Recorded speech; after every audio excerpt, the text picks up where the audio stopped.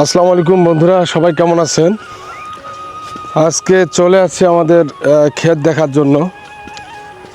অনেক দিন ধরে আসা হয়নি আমাদের ক্ষেতে। দেখি আমাদের ক্ষেতের কি অবস্থা। কিছুদিন আগে পানি হওয়ার কারণে আর আসা হয়নি ক্ষেতের মাঝে। দেখি পানি হওয়ার পর কি অবস্থা ক্ষেতগুলোর। আপনাদেরকে একটা ভিডিওতে দিয়েছিলাম ক্ষেতের কি অবস্থা ছিল। আমার ক্ষেতের ধান গাছগুলো লালচে লালচে হয়ে গেছিলো। আজকে দেখব কি অবস্থা। আর আকাশটার অবস্থাও খুব একটা ভালো না, মনে হয় বৃষ্টি বৃষ্টি ভাব চলে আসবে, অল্প কিছুক্ষণের মধ্যে হয়তো বৃষ্টি চলে আসবে এরকম লাগতেছে। দেখেন একেবারে আমাদের দোলাবাড়িতে চলে আসছি, আর একেবারে দোলাবাড়িতে কেউ নেই, শূন্য। কারণ আকাশের পরিস্থিতি দেখে সবাই নিজ নিজ বাসায় চলে গেছে সম্ভবত। এই যে একটা ছোট বাচ্চাকে দেখতে পাচ্ছি, কি করে দেখি। দেখেন কত সুন্দর পরিবেশ, কোনো হইচই নেই। দেখেন চিল্লা চেটিয়ে হইচই কোনো কিছু নাই, কি সুন্দর পরিবেশ। এই দেখেন আমার এক ছোট ভাই, এই যে দেখেন নিয়ে আসছে গরু। আর আকাশের অবস্থা দেখেন, এই যে দেখেন দর্শক আকাশের অবস্থা দেখছেন। মনে হচ্ছে অল্প কিছুক্ষণের মধ্যেই বৃষ্টি চলে আসবে। কি খবর ছোট ভাই, কি করতেছো? গরু চড়াচ্ছি। গরু চড়াচ্ছ? এগুলো কার গরু? আমাদের। তোমাদের গরু? কয়টা গরু? তিনটা। এই বৃষ্টির মধ্যে দেখেন দর্শক, এই যে গরু নিয়ে আসছে, এই যে সামনে ক্ষেত, আর ক্ষেতের পাশেই দেখেন সুন্দরভাবে গরু খাচ্ছে। এই যে দেখেন একটা, এই যে দেখেন আর একটা গরু। দেখেন এটা তো বাছুর না? ওইটারে বাছুর এটা? ওই যে লালটার বাছুর এটা না? আচ্ছা, তুমি কি করো? কোন ক্লাসে? ক্লাস 5-এ। আচ্ছা, এই যে বৃষ্টি পড়বে অল্প কিছুক্ষণের মধ্যে, তো বৃষ্টি চলে আসবে। তুমি তো ছাতা নিয়ে আসছো? না, ছাতা নিয়ে আসো নাই? তাহলে তো ভিজে যাবা। হ্যাঁ ভিজতে আছো, একটু থাকো থাকো এখানে থাকো, কথা বলি। বৃষ্টিতে চলে আসবে অল্প কিছুক্ষণের মধ্যে। হ্যাঁ, আজকে কি তোমার স্কুল বন্ধ? আর কেউ আসে নাই? তুমি একাই আসছো না আর সঙ্গে কেউ আছে? ও, তোমার আব্বু আছে। ওই যে দেখেন ওনার বাবা, ওইদিকে দেখেন। তাহলে এই যে তোমার এই গরুটা বাসার না? বাসার গরু মানে এই যে গাভীটার, এই গাভীটারে বাচ্চা এটাই না? এই যে মানুষের তো ক্ষেত খাচ্ছে, এই যে ক্ষেত খাচ্ছে, এই যে দেখেন দর্শক, এটা গরু, ওই গরুটার বাচ্চা হচ্ছে এটা। এই দেখেন, তাহলে তো তুমি ছাতা নিয়ে আসো নাই, তাহলে তো ভিজে যাবা তুমি। হ্যাঁ, তুমি কোন স্কুলে পড়ো?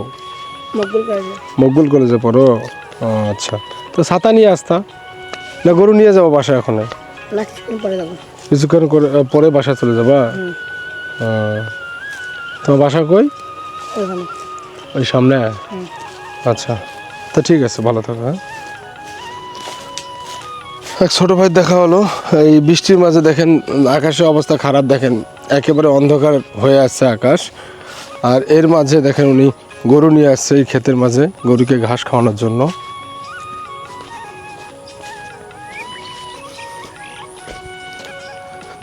আর এই যে দেখেন দর্শক, এই যে আমার ক্ষেত, চলে আসছে আমার ক্ষেতে। আমার ক্ষেতের অবস্থাটা আপনাদের দেখাই, দেখেন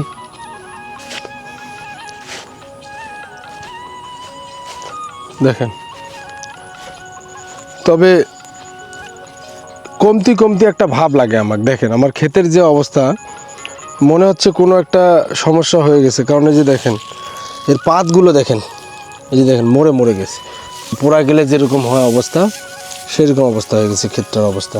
দেখেন আসলে কিসের কারণে যেরকম হয়েছে, আসলে আমি সেরকম একটা ক্ষেত সম্বন্ধে আমার একটা ধারণা নেই। কারণ বাইরে থাকি, আর বাজারঘাটেই বেশিরভাগ ঘুরে থাকি, আর খেতে খামারে খুব কম একটা আসা হয়, বেশি একটা আসা হয় না। আর আজকে হঠাৎ করে চলে আসলাম, বাসায় আছি, আকাশের অবস্থা খারাপ, মার্কেটে যেতে পারি নাই।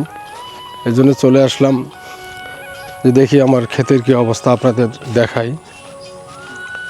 শুধু আমার না, এই যে দেখেন দর্শক, শুধু আমার না, এই যে দেখেন কি অবস্থা। এই যে দেখেন, এই যে দেখেন দর্শক, মনে হয় যে দেখেন গাছটা দেখেন একেবারে মনে হয় মরে গেছে এই অবস্থা। এই যে দেখেন, আবারও দেখাচ্ছি আপনাদের।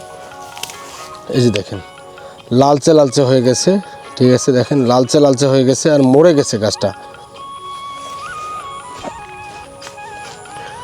আর এই যে দেখেন এই ক্ষেতটাও সেম ওই রকমই হয়ে গেছে। দেখেন এই ক্ষেতটারও অবস্থা ভালো না, দেখেন এটাও লালচে লালচে ভাব। ফলন একটা ভালো হবে না এবার, বেশি একটা ফলন ভালো যে হবে আশা করা যায় না। আর এই যে দেখেন এই ক্ষেতগুলো দেখেন কত সুন্দর, দেখেন এই দেখেন এই ক্ষেতগুলো দেখেন, এই ভুঁইটা দেখেন মোটামুটি ভালো। আর এটা আমার কিন্তু না, এটা অন্যের জমি, দেখাইলাম আপনাদেরকে। দেখেন কালা কিচকিচে গাছ।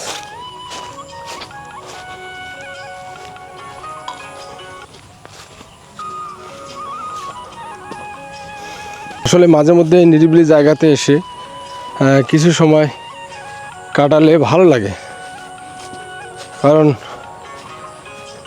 আমাদের শহরে কিন্তু হইচই সবসময়, হইচই বাচ্চা কাচ্চার প্লাস গাড়ি ঘোড়া সব কিছু চিল্লাচিটি একটা কেমন লাগে। আর এই ক্ষেতটা দেখেন কত সুন্দর, দেখেন এই ক্ষেতটা দেখেন কত সুন্দর দর্শক, দেখেন একেবারে সুন্দর। দেখেন একটা গাছ আমি দেখতেছি না যে মরে গেছে, দেখছেন কি অবস্থা। এই দেখেন গাছগুলো দেখেন কালা কিচকিচে, এই দেখেন কত সুন্দর। আর এই ক্ষেতটাতে ফলন ভালো হবে, আর আমার ক্ষেতটা গাছগুলো মরে গেছে।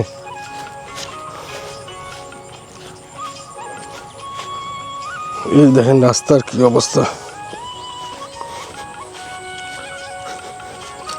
এই যে চলে আসছে সবাইরে এখানে আড্ডাখানা, এই ব্রিজটাতে সবাই আড্ডা দিয়ে থাকে, সুন্দর মনোরম পরিবেশ। দেখেন কত সুন্দর একটা ব্রিজ, আর ব্রিজের কাছে একটা বট গাছ, সম্ভবত বট গাছ। দেখেন দর্শক ছোট্ট আকারে বট গাছ, এই দেখেন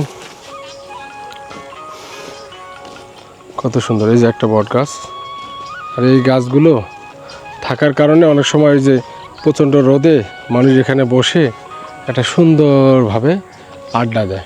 দেখেন কত সুন্দর বট গাছ। আসলে বট গাছ একটা বিখ্যাত, কী দিয়ে বিখ্যাত আপনারা বলতে পারবেন? বট গাছ হচ্ছে ছায়া দিয়ে বিখ্যাত, বট গাছ। এই দেখেন দর্শক, একটা গান আছে না, বট বৃক্ষের ছায়া যেমন রে, আরে ও বন্ধু তো। আসলে দর্শক একটু শুনাইলাম আপনাদেরকে, আমি তো আর সিঙ্গার না, আর পুরোপুরি গানটাও আমার মনে নাই। এই যে বট গাছ, আসলে বট গাছটা দেখতে খুব সুন্দর লাগতেছে। দেখেন কি সুন্দর, একেবারে নিরিবিলি পরিবেশ, আকাশের ঘুমঘাটা, আকাশে সম্ভবত বৃষ্টি চলে আসবে। দেখেন এই যে চলে আসছে দর্শক, বলতে না বলতে এই যে দেখেন, বলতে না বলতেই বৃষ্টি এই যে দেখেন পড়তেছে, দেখেন চলে এসছে। এই যে দেখেন বলতে না বলতেই বৃষ্টি চলে আসছে। এখন আমরা আছি এক কোথায় 1 কিলোমিটার দূরে, আর এখানে কোনো লুকার অপশন নেই। অপশন আছে দুইটা, অপশন হচ্ছে একটা আমাদেরকে ভিজতে হবে, না হয় বৃষ্টি, এই যে ছোট্ট আকারে যে বৃষ্টি হচ্ছে সেই বৃষ্টি হওয়ার আগে আমাদেরকে দৌড় দিয়ে বাসা পৌঁছাতে হবে। এই দুইটা অপশন। আর এই বট গাছ দেখেন দর্শক, আমার জীবনে আমি 3টা গাছকে ভয় করি। সেটা হচ্ছে 1 নম্বরে আছে, সেটা হচ্ছে তেঁতুল গাছ। তেঁতুল গাছে আমরা ছোটোবেলায় যখন ছোট্ট, সে সময় শুনেছিলাম আমার নানা নানি দাদা দাদি বাবা মার কাছে যে তেঁতুল গাছে নাকি ভূত থাকে। আর 2 নম্বর যে গাছটা আছে সেটা হচ্ছে শিমল গাছ, এই শিমল গাছেও নাকি ভূত থাকে। আর 3য় নম্বর যে গাছটা ছিল একটা জনপ্রিয় গাছ, কদম গাছ, এই কদম গাছেও নাকি ভূত থাকে।